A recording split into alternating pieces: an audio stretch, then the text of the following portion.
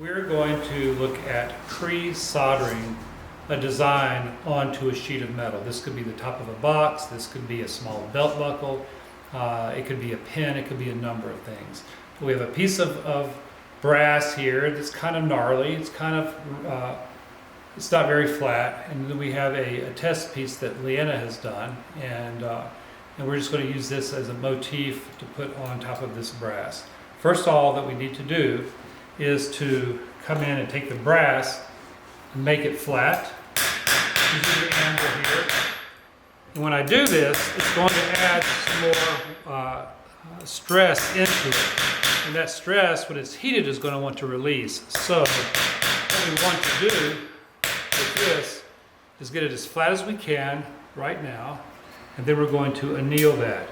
Leanna has already flattened this piece, so we should have a pretty good connection with this piece right here. Notice that this piece is bigger than what we need, and so we can always trim off what we don't later on. And so the next step is to go and anneal this piece and then pre-solder this piece. See you in a minute. So we're going to use medium solder on this piece because we're going to put it on this, which could be end up being the top of a box, like we said, or a pin or something else that you have to solder to. Once again, medium is going to give you a little extra time when you go to solder, say, a flange or a pin backing or something like that. So we're going to cut quite a few little pallions here.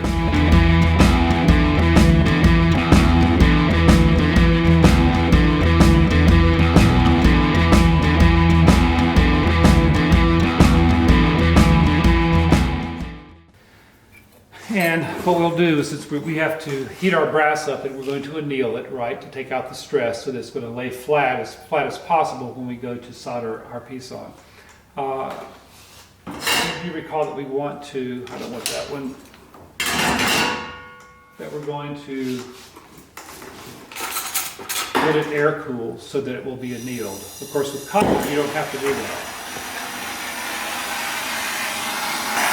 And I'm not sure that everybody's been fully annealing everything all the time.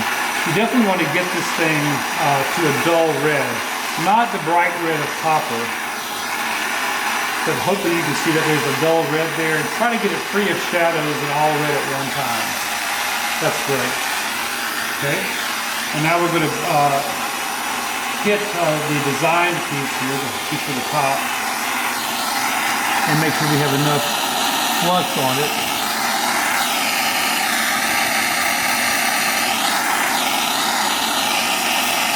I feel like the albino in the pit of despair. Anyway, we will start adding our pallions to it. Ooh, that's nice. Okay, so there's a join right there.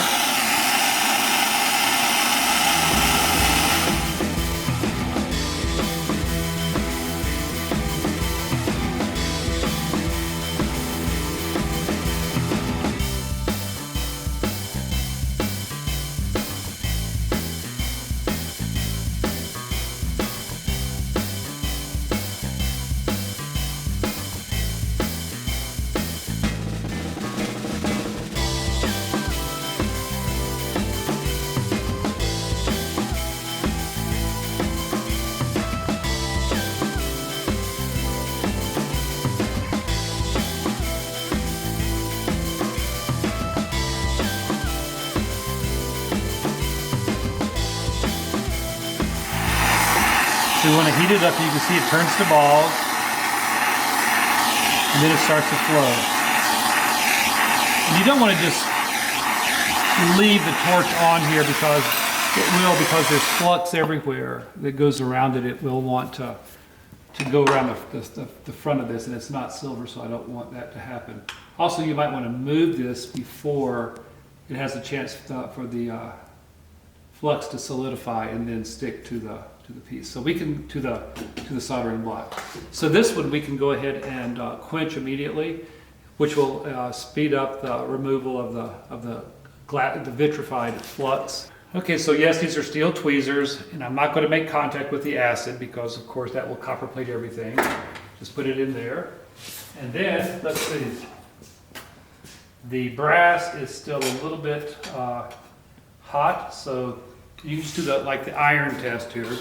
Just lick your finger and touch it. It's starting to cool off, but we'll wait just a couple of minutes to make sure that it's completely cool, and then we'll put it in the water into the acid, which will then clean it up, and then we'll be ready to do our soldering job of the motif of the design onto the brass backing.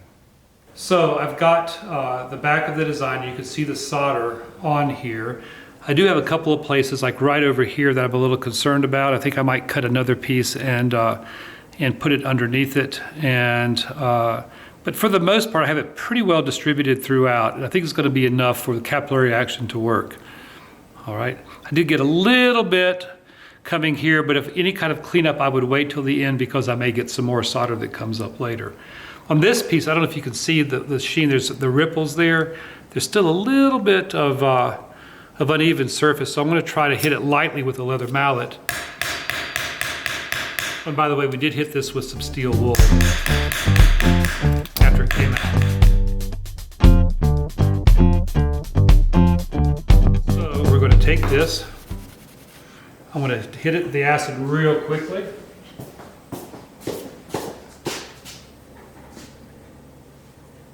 And dry it off.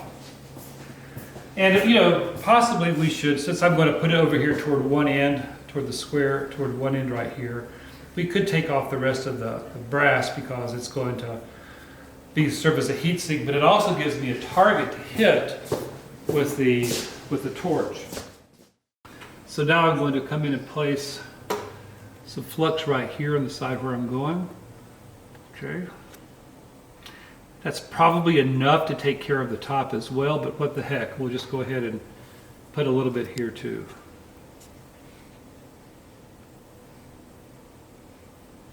Oh, and I was going to cut another little piece to put, let's see, where was I going to put that? Oh, it looks like the solder did flow right there, so I think it's right over here. Put some right there.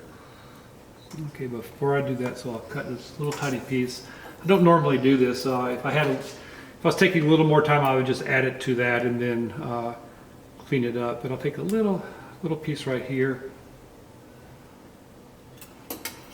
And I think we'll be able to keep it in place because of the flux. I think it will hold it in place long enough for us to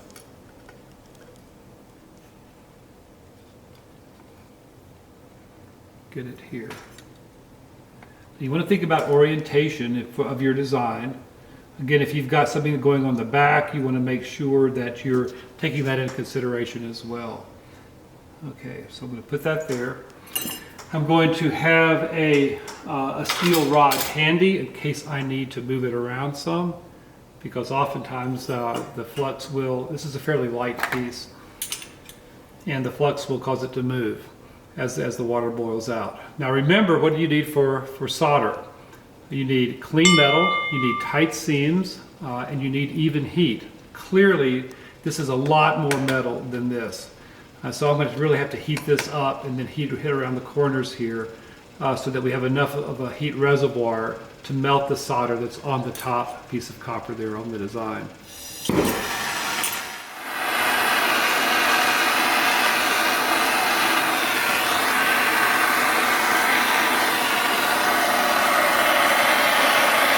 So I'm just trying to boil out the water now.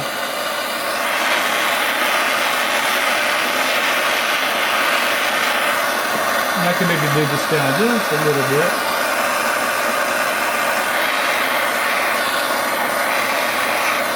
You don't want to heat up your tweezers or else you'll really mess them up. So I'm going to just concentrate right here to build up some heat. And then go catch those corners over here like this, because it's so easy to heat up the top piece because it's closer to the flame and it's so much smaller, so much less metal. If you look carefully, you'll start, I can see the solder flowing on the top. Lots of heat up there.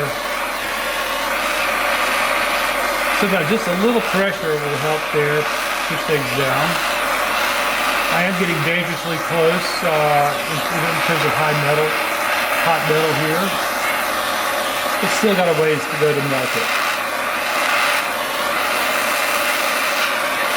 I can clearly see the solder on my copper, but I want to make sure that it's on the brass too.